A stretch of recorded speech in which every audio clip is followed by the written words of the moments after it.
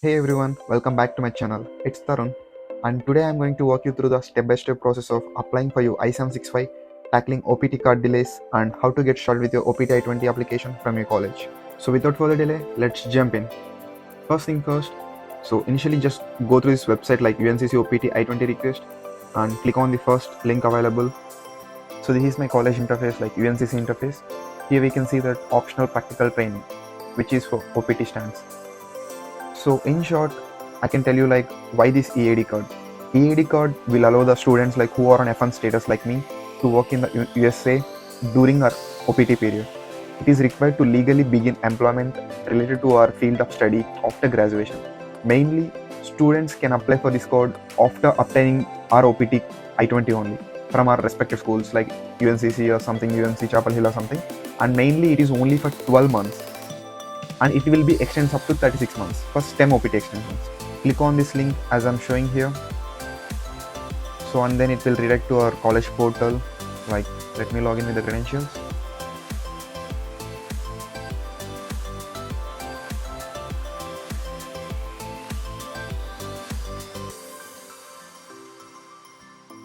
So here it is showing like already I have requested to my college and it is also issued to me. So I'll show you like after issuing here. Make sure to read all these documents, like instructions will be there a lot. So in the here bottom, learning content, it consists of a lot of agreements, a lot of titles. After reading all those things, click on like agree statements in the bottom so that it will show the status like completed status. And finally in the right side, for me it's not visible, but for you who are applying for the first time, it will ask for the referral from your ISSO. So try to apply for that referral, recommendation referral. So after approving your ISSO, then only we can able to submit this application. So first, make sure to check this website for your approval status or not. So immediately after getting the recommendation status, try to submit this application. Then within like a 24 to 72 hours, you'll get your OPT I20. Download that OPT I20 and try to sign with the blue pen. When you're requesting your OPT I20, one of the most important steps is selecting our OPT start date. This is a very crucial decision, so make sure to think carefully before submitting any random dates. The start date determines when our OPT employment period begins, and we cannot change it once it's processed. So I strongly recommend considering your graduation date, job search timeline, and any travel plans. Be sure to double or even triple check this date to avoid any potential issues with our work authorization. Keep in mind, even if we secure a job quickly after graduation, we cannot start working until we receive our OPT I765 card. Also, we call it as EAD card. Having a job offer doesn't allow us to work without the card in hand. So plan your OPT start date and application timing accordingly to avoid any gaps between our job offer and the start of employment. Alright guys, now we have our OPT I20 ready and all necessary documents ready. It's time to move on to the main part of this video, the I765 application process. I'll guide you step by step on how to fill out the form correctly, ensuring you how to avoid any common mistakes that could lead to delays. And make sure to stick around until the end of this video, where I'll be sharing some important inputs and tips to help you avoid common failures during this application process and address potential delays with your OPT card. Trust me, you won't want to miss these final steps. After opening this website, click on here like a file online application like that. So click on this link. And here we can able to see that are different links and all. So go and search for I765 process application link. So here we can find that one, I765 link, and it is for those who need to file this one like they have mentioned here. It's for like a temporary protected status like a F1 student pre-completion OPT, F1 student post-completion OPT. So this pre-completion post-completion is like there's a difference. One is for pre-completion, we can apply further during the summer internship process, and this post-completion is like after graduating we need to apply for this one. So now I'm going to tell you like for post completion process. It is for 3B. After reading carefully, click on file online and then it will pop up to the sign in page. Initially we don't have an account, so we'll create an account right now. I'm creating a duplicate account. Just make sure to give your personal mail ID properly.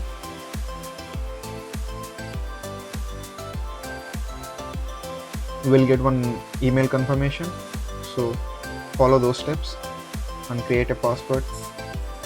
After creating a strong password, we need to set up a two-step verification. We can choose options like email, SMS or authenticator app. I'm using here an email for 2FA. Every time we log in, we need to enter an OTP which is sent to our given mail ID for an extra security. Next, we'll receive a backup code. Make sure to securely save it for future reference in case if we lost access to our 2FA method. After that, we'll be asked to choose and answer 5 security questions.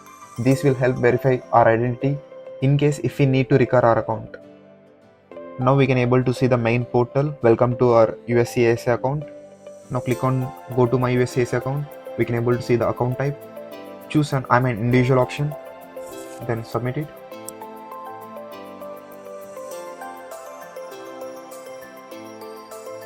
Now we need to choose a file a form online. We'll get an application form. So from this we need to select like I765 form. What is your eligibility category? So our eligibility category is like what we are applying for. It's a pre-completion or a post-completion. Now we are applying for the post-completion OPT. So select the post-completion, submit the form.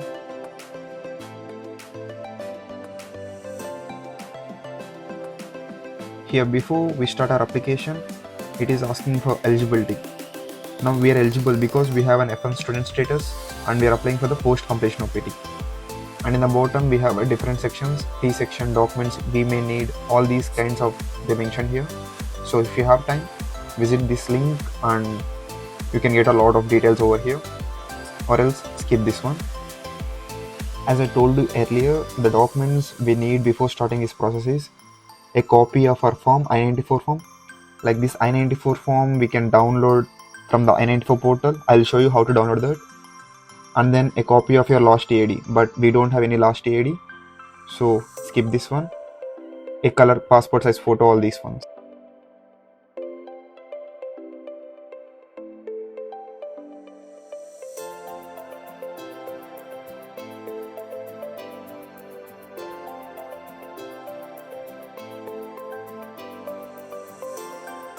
From here onwards, we'll start the filling our details. The first thing is what is your eligibility criteria. Select student post completion OPT. Would you request premium? If you select S, then you need to pay around $1685. It is for who need very quickly, immediately after graduation. So I'm clicking no because I'm going for the normal process. And then what is the reason for applying? Initial permission to accept employment. I have never filled the I765, so I'm clicking no. This is my first time. So is anyone assisting? I'm selecting no. So from here, give your correct legal names. I'm just giving randomly. Don't follow these names. Make sure to give your proper names. And then have you used any other names since birth? I'm selecting no because I don't have any other names. And here is the contact details. Give any like this is your personal phone number and personal mail ID. Here in the address line, give your personal mailing address where your OPT card need to deliver. I'm giving random details. And choose the recommended address instead of the original because it will be proper. Gender is male, marital status single. And this is your home address. Like if you're from India, give your Indian address.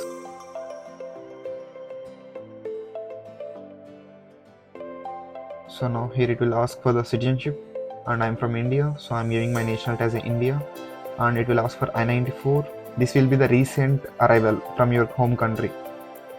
So how to download the I-94? Go to this website and here get most recent I-94. So click on the acknowledgement. Give your first name and last name properly and the birth date. Document number is like passport number, and select the country of citizenship like where you belongs to, where your passport is issued. Now I'll show you temporary I-94 and where we can find this 11-digit code in I-94. Here in the I-94 PDF, I have highlighted this 11-digit with the yellow color. Then choose like when did you last arrived in the United States. So if anyone traveled to India anywhere in between, so make sure to give that latest arrival from India. Then place of arrival is like where our immigration happened. So mine happened in Charlotte, so I'm giving like a Charlotte. Then it is asked for the visa status when we are arriving from India. So obviously we are on the F1 status, so I'm giving F1. And passport number, the recently issued passport number. I'm giving some random number here. Then it will ask for what is your travel document number. We don't have any, so I'm leaving it as a blank. Here give your passport expiry date. What country issued your passport? For this question, mostly the answer should be our home country, but make sure to check once again in the passport. Again, it will ask like a current status. We are on the F1 status. I'm giving like a F1. Here it is asking for service ID. This service ID will be in your I20. You can find it in the top of your I20 page. It will start with the N or some other letter which will be in your I20. Mostly it should be starts with the N letter only. I'm giving the random number. Click on next. So what is your A number? I don't have any A number, so I'm clicking this checkbox. what is your USCIS online account number. Even this I don't have. Then it is asking for social security number. I have the social security number because I'm doing part-time in the college, so already they have issued for me. So if you don't have, click on no, then along with your EAD card, like OPT card, so they will issue the SSN code. So already I'm having the SSN, so I'm giving my SSN number. So then do you want the SSA to issue a social security number? I'm mentioning here no because I already have it. Those who have no SSN code, make sure to click yes. Then let me tell you about how importance of your photo for this application. Your passport size photo needs to meet specific requirements like 2x2 inch in size, clear facial features and no visibility of teeth. A proper photo is crucial because it helps ensure your application is processed smoothly.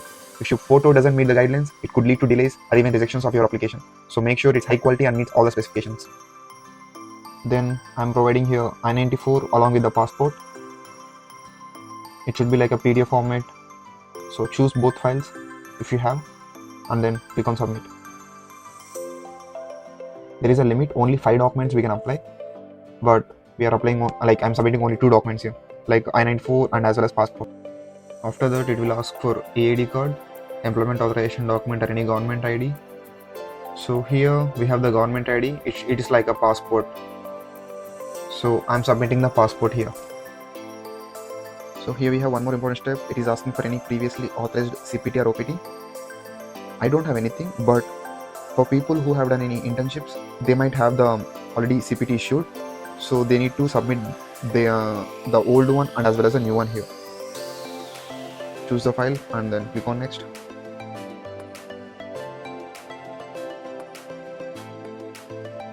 After submitting this signed OPT I20, it will ask for any additional information.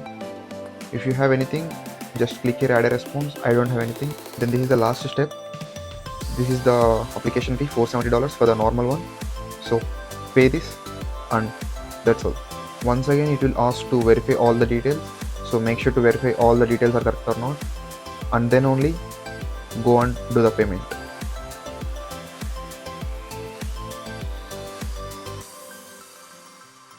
Then it will ask for the applicant statement.